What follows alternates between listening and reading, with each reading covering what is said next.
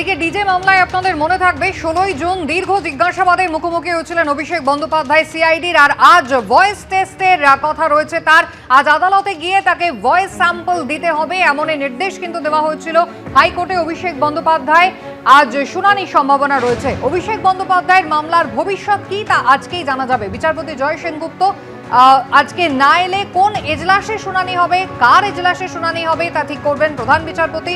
নতুন এজলাসে গেলে সেই বিচারপতি ঠিক করবেন এই মামলার ভবিষ্যৎ কি।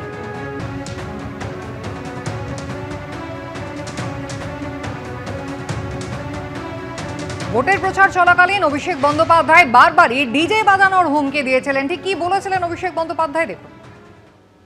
বুকের পাটা থাকতে আপনার আমি চাইবো, আপনি বলেছেন 15 দিন আমরা অমিত শাহ নাকি বাংলায় থাকবে। আমি অমিত শাহকে বলবো 4 তারিখ বাংলায় থাকবেন আপনি, 4 তারিখ দেখা হবে। আপনার কত বুকের পাটা, আপনি বাংলার মানুষকে বলছেন 23 তারিখ সব ঘরে ঢুকে থাকবে, বিজেপি আসার পর চুন চুনকে জেল মে ডালেঙ্গে। আরে মমতা ব্যানার্জির উদারতা, বদলা নয় বদল চাই বলেছিল 2011 সালে। সিপিএম এর হাড়মাত গুলো আজ বিজেপির জল্লাদ হয়েছে। সেদিন যদি উদারতা না দেখাতো আজকে অনুবীক্ষণ যন্ত্র দিয়ে খুঁজে পাওয়া যেত না। আর আমি মমতা ব্যানার্জির মতো উদার নই, বিজেপির সাথে বেশি উদারতা দেখাতে নেই। আর আমাদের সৌজন্যতা আমাদের দুর্বলতা নয়।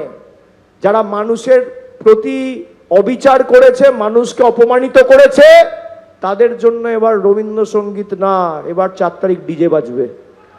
তৈরি থাকো, তৈরি থাকো।